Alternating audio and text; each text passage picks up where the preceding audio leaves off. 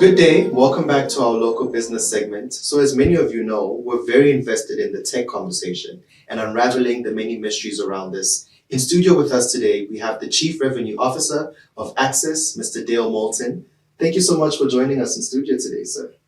Thanks very much for having me again. So when we talk about the internet, there's all of these things that people are confused about and they ask questions about. So let's start off with, what are the factors that cause issues in a home where you may have internet in one part of the home and then you don't have access somewhere else? So I think it's a common sort of issue that people experience, that the internet, if they're watching in their living room, as you know, we're all on different devices, that they experience slow sort of speeds in those areas. Now, the important factor here is to have good Wi-Fi coverage. Now, that means there's a signal from the router where the fiber or the internet comes in. And then if you don't have enough coverage, you need to then have extended Wi-Fi to cover your whole household.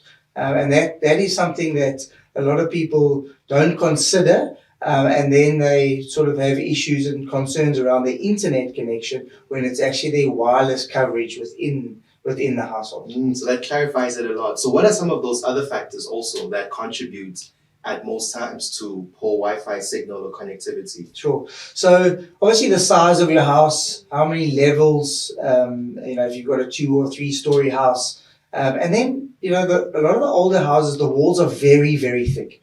So the Wi-Fi signal doesn't always penetrate those thick walls. So it's very important that you make sure that you get a good Wi-Fi extender, because there are certain Wi-Fi extenders in the market and then there's others. So it's very important that you invest in that Wi-Fi coverage to cover small houses, big houses, so that your experience in a living room or in your bedroom is the same right next to a router. Exactly. And so you've mentioned the Wi-Fi extenders earlier as well. And so dive into that a bit more for us, please. How do people get access to one? How does the setup work? Because that can also be quite a complex conversation around, okay, what's the tech behind it? So Wi-Fi extenders, what's the information?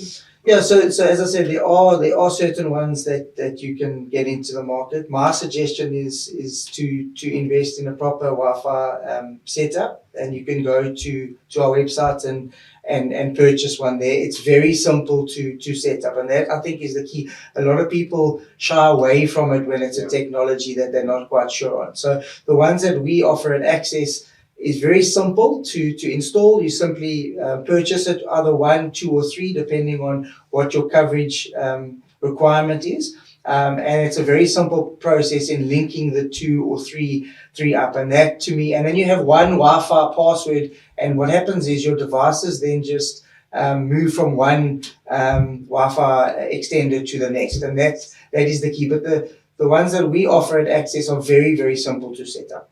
Perfect. Thank you so much, sir. I appreciate that. So you've heard it. It's not as complex as it often is made to seem. Anytime you need any assistance with internet, reach out to Axxess. They've got you.